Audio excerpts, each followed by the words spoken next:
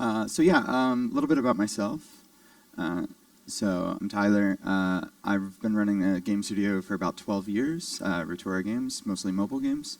I'm also a consultant for Mobile Game Doctor, which is a company that does a lot of consulting for mobile.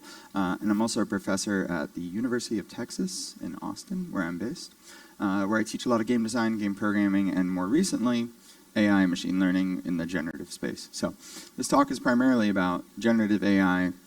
I'm sure you all have heard of it. How many of you use ChatGPT? All hands go up, of course. So we're going to talk about some of the ways that you can utilize these tools as an indie dev. Kind of a side note for me, I've been doing generative art, whether that's glitch art, kind of fractals, things like that, for going on 20 years. So my interest in generative AI has actually spanned back to 2015 when it was like Deep Dream, all the creepy eyes and dogs and like trippy stuff like that. I got in from day one. So I've been following this space for a long time, and we started playing with it for our own games in like 2019, 2020 or so. So we've been playing with kind of how to use generative text and generative images for quite a few years within my own games. So I'm also doing a whole lot of fun stuff. For those of you who are at the pre-party, I was running the AI photo booth. Takes your photos, does cool AI things. If you go to tbdne.com, we just recently launched a little game where you have to pick which image is real amongst fakes. Doing all sorts of other AI things. I'm currently raising a seed round to kind of grow the company in the more generative AI space. So if you're an investor or you know an investor, let's talk after.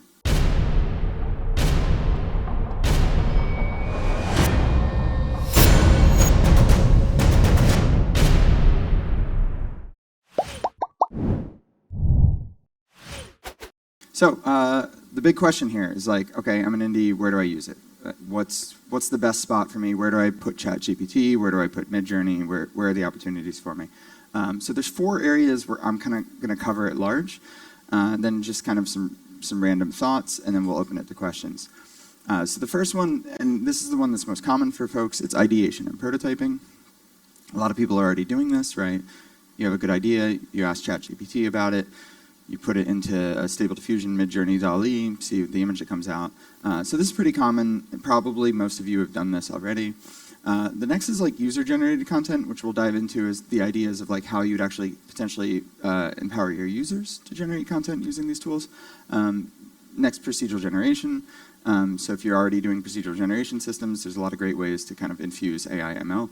And lastly, and I think this is the most important one that most people who talk about AI don't talk about, so you can also just not use it. And I'm going to talk about how you could potentially not use it as well. So let's jump in. So first off, ideation. This is, again, this is sort of the obvious one. A lot of people are already there. But there's a lot of interesting ways to use it. The important part to consider with this is why it's beneficial. Ideation with generative AI is great because it allows you to try a lot of things quickly, right? You don't have to wait 2 or 3 days for a piece of concept art. You don't need to wait for a writer to do a full story when you just have a dumb idea you want to test out, right? For a lot of the things that are just, I have 100 ideas at once and I want to see what they look like, this is the fastest approach now to just kind of start testing them out. And especially for indies, like we can't afford a whole team of concept artists, right? We can't have a whole storyboarding process if we're kind of moving fast and breaking things. So generative AI especially is great for that very early stage, that pre-production, that planning.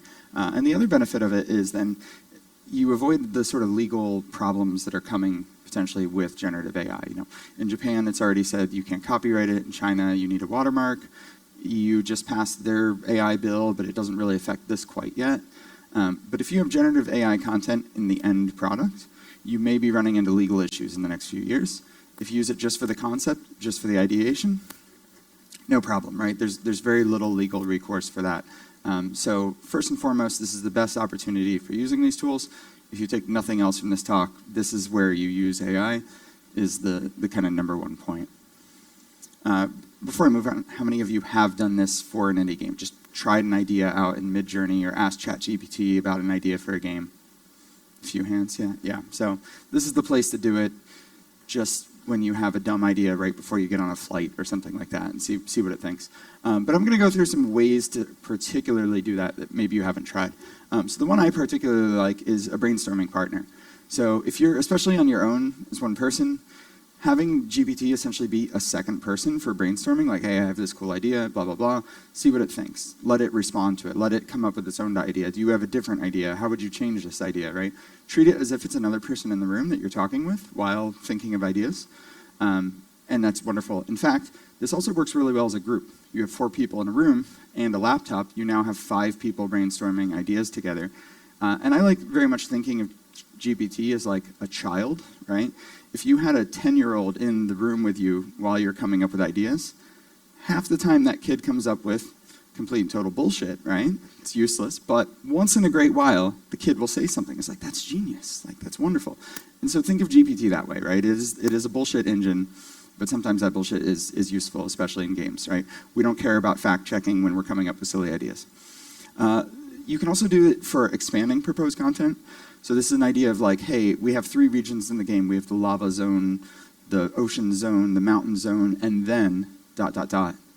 Press submit, see what GPT comes up with next. So you can use it to kind of add that one more thing, Generally, this is great for like, listing out all the features in your game and then ask it what the next feature is. Kind of see what it thinks the assumed next step would be for your project. And this is great for getting an idea that's far too big, a project that's far too large for you to make, but you can start understanding what it expects as your next item, your next character, your next kind of region, feature, whatever it may be. And then kind of cut back from there, kind of remove based on what you think works and what doesn't. I also use it a lot for random name generation. We have 50 characters. The first one is Archibald. The second one is Gary. The third one is ... Let GPT kind of do the pattern recognition that it does so well to figure out kind of what your next names could be. Again, throw it away, don't use it, but it helps you, it kind of gives you a better clarity on what your pattern is. You might not even notice a pattern that you're using, and it does, right? Oh, these are all Western European names. I didn't even catch on that I was doing that, but all the names it generated kind of fit this pattern, and now I see it because it suggested them. The same way for that is you can use it for alternate descriptions. I love giving it like a game, my pitch, my idea of a game, and then tell it to explain this game to a child. Explain this game to someone who's never played a mobile game. And it will give me a different description of my same game. And again, you might find insights there, the way it explains it. In the same way that you're supposed to practice your pitch for any possible person that comes up to your game, ChatGPT especially can kind of help you through that process and think of ways to pitch it. So previous speaker was talking about a lot of this with the PR side. It's like, this is a great way to have variations of the same description of your game, of an item in your game, of a part of your story, whatever it may be. And it's great for that ideation process. And then lastly, to that point, is just practicing your pitch.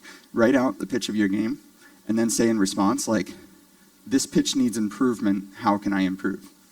It's one more potential investor, potential publisher, and it's telling you what it doesn't like about your pitch. Like 9 out of 10 things it says, maybe useless, but one may ring true for you of, oh yeah, that's actually a very good point. I didn't mention the genre, or oh, I forgot to do this. Thanks, GPT. So it's really good, again, for this sort of like bouncing back and forth, talking to it, treating it as if it's one more person in the room that you're discussing things with. As long as you're prepared to accept that most of the things it says are useless, but the ones that do, you carry through and use. On the image gen, how many of you have done the image generation for like kind of game ideas or just thinking out projects? A few hands, okay. So the most obvious thing for this is like the sort of concept art, just the basic, like, hey, what's this character look like, right? Name a description of a character, description of a location, see what it comes out. People are already doing this, right? In the past, you'd Google search, you'd find a bunch of images, you'd put them all in a folder and say, like, this is the style, right? You'd end up on Pinterest all day. This is just a way to do that, where your source material is a better summary of the internet, rather than, oh, whoops, all of our images came from The Witcher. We've accidentally made a Witcher clone because we keep looking at Witcher images. At least this will get you a little bit away from particular styles of games that already exist. But next up, and this is something that I'm recently experimenting with, the idea of actually using it for storyboarding. So especially for indies, you probably don't have a concept artist, you probably don't have a lot of time to do full storyboarding, and even if you do, going from 0 to a full true storyboard for cinematics, for anything like that, starting out with a rough storyboard using just a couple generative images in my mind, it works a lot better than stick figures from your design team. Because it really helps portray your style, it really helps kind of sell what you're after, and it really kind of gets to the point of what you're trying to achieve. You can also use it for like mood boards, style approach, finding like multiple styles of different games, different artists, and try like mashing them together to find a style that really suits you, where you're not necessarily taking one artist, one person's style, but a collective of multiple different styles, a little bit of this one, a little bit of this one, kind of a recipe of cooking, right?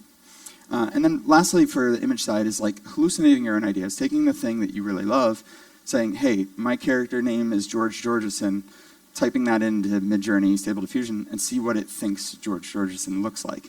You start to get a better understanding of what the assumption of your character is, what your location is, kind of all the items in your game. Okay, on to prototyping. So there's a lot of obvious ones for prototyping. Throwaway code, right? Hey, ChatGPT, write me Perlin noise generator with attenuation, done, one click. This is the stuff you would normally be on like Stack Overflow for anyway. You just use it for that. You clean up the code a little. It's from 0 to functioning a lot faster, great for things like game jams, which brings me to the second part it can help with, which is bug fixing. It makes bugs. It can fix its own bugs if you tell it what the bug is. Hey, this doesn't run because of blank, can you fix it? Quite often you can actually get the solution from the tool itself. GitHub Copilot is fantastic for this, so if you haven't used it, try it out. Placeholder assets, just make sure if you're planning on not having any generative AI in your game at the final output, make sure you put all of that in a specialized folder, right? This is like the dev folder, this is the do not use folder, just so you don't accidentally have a couple generative things, and then you have to deal with the copyright concerns later on. And then again, the same thing I said before of like generating out. We have 5 characters, what's the 6th one? We have 3 zones, what's the 4th one?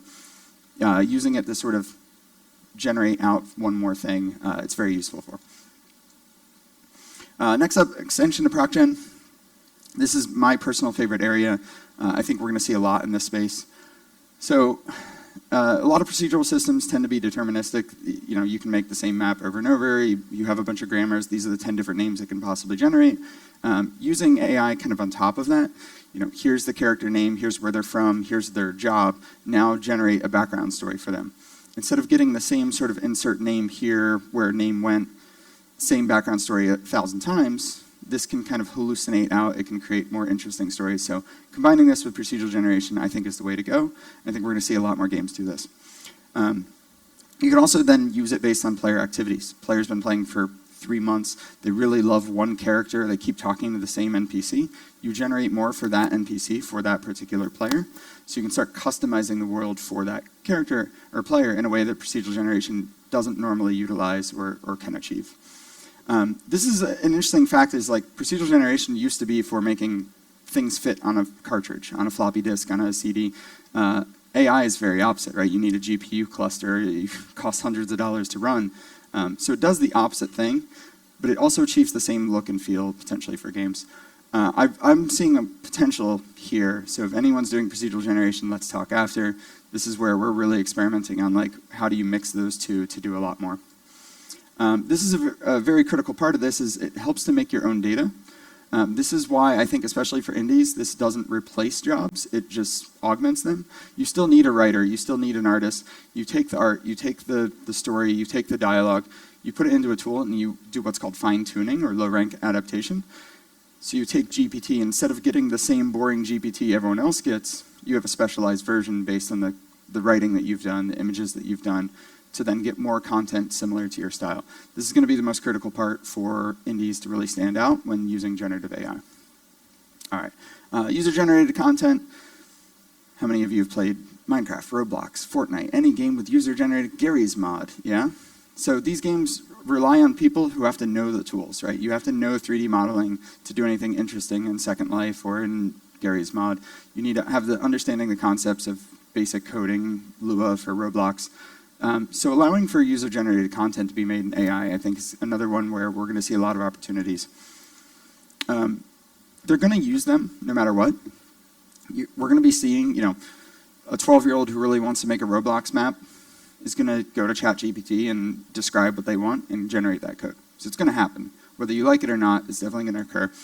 So there's kind of 3 ways to approach it, right? You can either outright forbid it, say, no, you can't use those tools at all. You can say, hey, we know you're going to, but we don't want you to. Or lastly, like, hey, go for it. By all means, try it. In my opinion, you should encourage it. Let people do it. It lowers that barrier of entry. People can get into it far better. Forbidding is also the worst possible space here because it's impossible to detect. You create these sort of witch hunts within your community. Oh, I think so-and-so used generative AI. We should remove them. And then they have to prove that they didn't, and it goes through this whole process of looking through their Photoshop layers, checking their text against all these GPT detectors, which are completely wrong. And so you just turn into a situation where communities kind of chasing each other. So outright forbidding it, I think, is the worst possible idea you can do here, because ultimately you run into a situation where like no one trusts each other that they made their own content. Discouraging is totally fine. It makes sense. If you're very much against the AI side of things, say, hey, please don't use it, but don't ever try to forbid for your users to use these tools. For my money, again, encouraging is the way to go. Lower barrier of entry, more interest, more people using your tools, making stuff in your game. But the most important part to this is that you should make them cite that they used it, right? Hey, I used Midjourney in my mod. Hey, I used GPT to generate the code. Giving a way within your system to say, like, I personally pressed enter on ChatGPT and that's how I got my code, helps people then within your playing audience filter by that. Hey, I don't want to play any mods made by AI. You could filter out. Assuming you can trust all your users to actually utilize this properly, you get a situation where then both the fans, the people creating, everyone can tag clearly, I used AI or I didn't. Which brings me in, the kind of last part on this is fan art. If you've ever done like a fan art contest or a fan like come up with your own story in the game, we're going to see a lot of this generated with AI, right? People are going to post images to your Discord or something of a character from your game done in Midjourney, done in DALL-E, and we have to be ready for that. So lastly, don't use AI. How many of you don't want to use AI?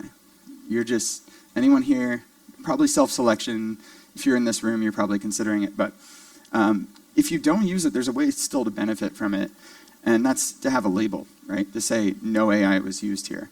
Similar to, a film, no animals were harmed in the making of this, right? There's certain things you can say of like, hey, we locally source things. All things were made from unions, whatever it may be. There should be a way to say this for AI. I like to think of it very similar to like a GMO free in the US, right? This is a sort of meaningless term because we've been genetically modifying organisms for 10,000 years, but people will spend more money for something that says it's GMO free. People will eventually spend more money for something that says AI free. So if you don't want to use AI, great, tag it and then charge more money because you're going to need to compete with the people that are using AI everywhere. I got a couple more thoughts and then we'll move on to Q&A. The Predo Principle, this is the idea that 80% of the work done in 20% of the time, 20% of the work done 80% of the time. This is true for AI as well, right? If you use ChatGPT, you might get 80% of the way in a very short period of time. The long haul is after, tweaking, polishing, the part that already exists and will continue to exist. AI just gets you that 80-20, that first section, a lot faster, but there's still a lot of polish, a lot of work that it's not going to solve for you. So don't think of it as this magic bullet where you type, I want a game, Minecraft meets World of Warcraft, press enter, and I've made my game. Even if something generates that, you're still going to spend 3 years tweaking it, polishing it, making sure it's a good game. The other aspect of this is, I think this is also true for the AI tools themselves. AI can't do hands, right? Everybody knows AI can't do hands. You get these wonderful coagulation of fingers. I think we're going to see this with AI too. The next few years, it's going to take another 5 years to get hands right, to really get it to the point of perfection, and we're just seeing that first half of the Predo Principle with the AI tools that exist. Video, music, all of these things, you don't see them now, but they're coming very soon. They're very much right at the beginning of that Predo Principle, so if you're interested in those spaces, I can show you some specific tools for doing video, for doing audio, music, voiceover. We're very close to having these as well. 3D meshes will be the hardest one. There's no good data sets. It's a very complex system, but eventually, a couple years probably. The concern of the legal sourcing of the models is going to stop being an issue soon. They're already coming out. Adobe is, with Firefly, they're saying we used only our stock. Shutterstock is doing the same. So if you're concerned about like where did the data come from, the current models, certainly that's a problem. In a year or two, that's not going to be the case. So if that's the thing holding you back, I'd recommend at least experimenting with the tools now. And then when the more ethically sourced data sets come out, you'll be ready. Last two, employment agreements. If you're working, let's say, as an artist for a company, do you want to have a clause in your contract that says, you can't use my art for AI? This is something we're going to start seeing very soon because a lot of the big companies are using these AI tools as well. The film industry has unions. They can sort of help people work with this. We don't. Maybe someday we'll have unions that allow us to fight for this. And I'm done. So thank you.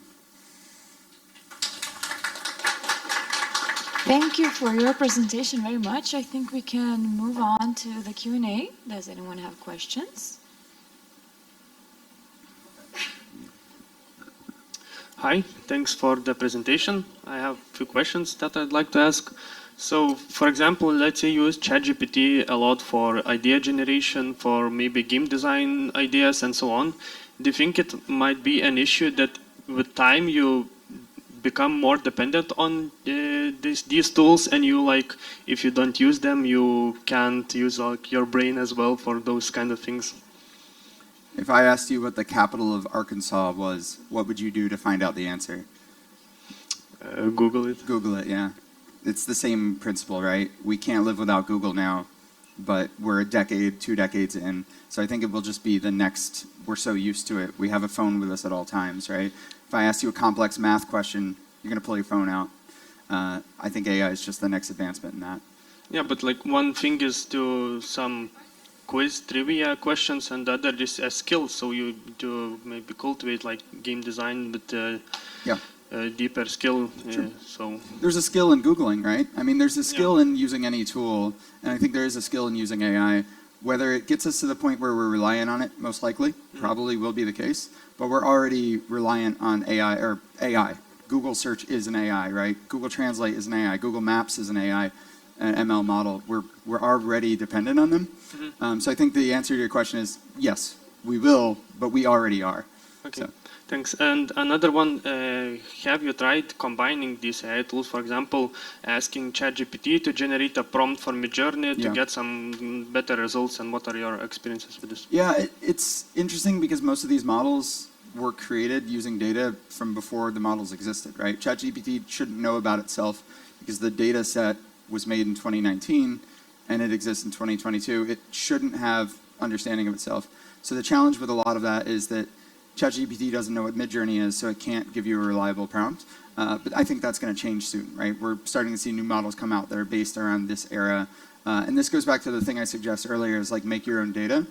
Take thousands of images from your game, take a ton of writing from your game, train it on that, do a fine tuning on ChatGPT or on Stable Diffusion, and then you can start getting output closer to what you want consistently every time. Okay, thank you. Any more questions from the audience? I see no hands. I want to see hands. Okay, we are running out of... Okay, thank you. Yeah, hi, thank you a lot for the presentation. So my question is, when you use ChatGPT for example, narrative design, yeah? Everyone can see this like ChatGPT flavor in the answers right now.